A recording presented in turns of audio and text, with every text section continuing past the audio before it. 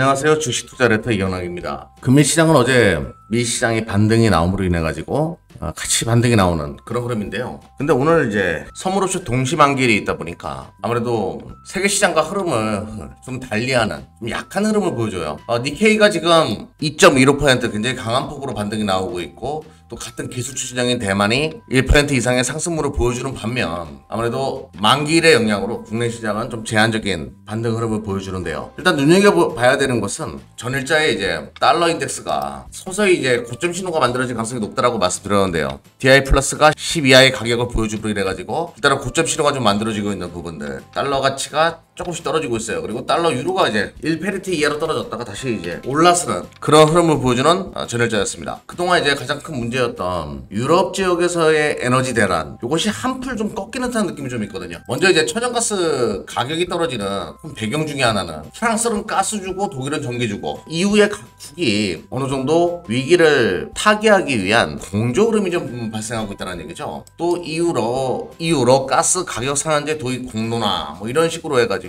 위기를 좀 극복하려고 하는 그 공조의 흐름. 물론 뭐 푸틴이 아주 그냥 이 부분에 대해서 수입을 아예 안 해버리겠다 뭐 이런 식으로 이제 압박을 하고 있긴 한데요. 그런 현상으로 인해 가지고 일단은 이제 천연가스가 급락을 했고, 그리고 유가 또한 지금 떨어지고 있다 보니까 인플레이션으로 인한 우려감이 점진적으로 조금씩 완화되어가는 그런 흐름이거든요. 제가 지난 시간에 한번 말씀드렸다시피 국내 시장 저번에 인플레이션으로 한번 끌어내린 적이 있어가지고 주식시장에서의 재탕은 없다라고 이야기했죠. 인플레이션으로 다시 저점을 깨거나 추세가 이탈하거나 그러진 않을 것이다 라고 말씀드렸어요. 그러면 이제 시장을 돌리기 위해서는 지금 뭐 빌 에크먼이 얘기했듯이 인플레이션의 정점 신호가 발생하고 금리 인상폭이 줄어들 수 있다는 확신이 생겨야지만 이제 주식 매수 기회라고 이야기했는데, 지금 정점 신호는 조금씩 나오고 있는 건 사실이거든요. 일단은 CPI 지수를 좀 기다려보자라는 분위기도 있겠지만, 일부 뭐 유가도 떨어지고 있고 천연가스도 떨어지는 현상으로 바라봤을 때는 또 하나 이제 메나임 인덱스와 같은 중고차 가격 지수 같은 이런 것들도 근원 물가의 한 부분을 차지하는 것들도 점진적으로 지금 떨어지고 있어요. 즉 인플레이션으로 인한 하락은 정점이 지났다. 저번 6월이 클라이막스 였고 지금은 그 부분을 반영하고 추가적으로 떨어지기에는 제한적이다라고 말씀을 드렸지요. 그러면 이제 시장을 올리기 위해서 더 확실한 것은 요거 한번 보면서 이야기 들어보자고요. 국내 시장도 지금 식품 가격이 난립니다. 식품 가격이 난리예요. 뭐 배추 가격 2배 뛰었다, 도매 가격이, 이런 얘기도 지금 기사화되고 있고, 애호박 하나가 뭐 2,500원, 어제 장 보러 갔다가 깜짝 놀랐습니다. 식품 가격 이런 것들, 밥상머리 물가도 걱정이고 등등 뭐 인플레이션 기조가 꺾일 분위기가 아니에요. 특히 또 최근 장마가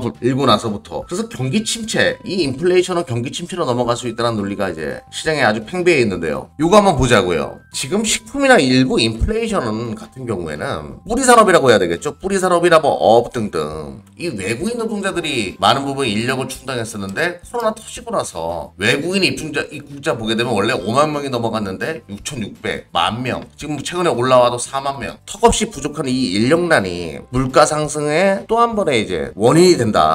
세계화로 바뀐 글로벌 시장의 인력난, 이것도 인플레이션의 또 하나의 원인일 수밖에 없다라고 이야기 드렸죠.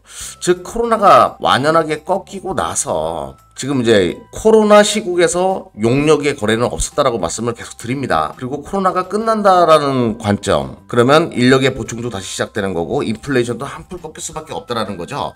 즉 결론부터 말씀드리면 시장에 한번 이야기 한번 해보자고. 인플레이션 우려감 주가의 상당 부분 반영됐고, 또 인플레이션에서 경기 침체에 대한 우려감이 커졌지만 요거를 돌리는 거, 인플레이션이 꺾인다는 신호예요. 근데 꺾인다는 신호는 지금 발생하고 있어요. 그리고 여기서 하나 더, 코로나의 보건 비상사태 해제 와 같은 용역의 교역이 다시 가능한 시대, 2020년 이전으로 돌아가는 세계화의 시스템의 복귀, 이런 것들이 만들어지게 되면 시장은 경기 침체는 오지 않는다, 그리고 인플레이션은 완화될 수 있다는 논리로 붙이면서 올릴 가능성이 높다는 얘기죠. 즉 악재만 있고 호재는 없다라고 모두가 이야기하는데 앞으로 나올 호재는 있다라는 거죠. 그리고 추가 하락으로 인해 가지고 저점이 깨지기에는 제한적이다라고 얘기를 드렸으니까, 자 추석 연휴 국내 시장 쉽니다. 미 시장에서 CPI 지수 앞두고 그 기대감으로 살짝 들어올리기 시작하면 본격적으로 반등의 시작이 이루어질 수가 있기 때문에 절대로 포기하지 않고 지금은 기다려야 할 때다라고 말씀을 드리면서, 내가 계좌 역전을 어디서 할까, 계좌 복구를, 그동안 시장이 너무 어려웠죠. 계좌 복구를 어디서 해야 될까, 이 부분에 대한 논의는 차후에 또 진행하도록 하겠습니다.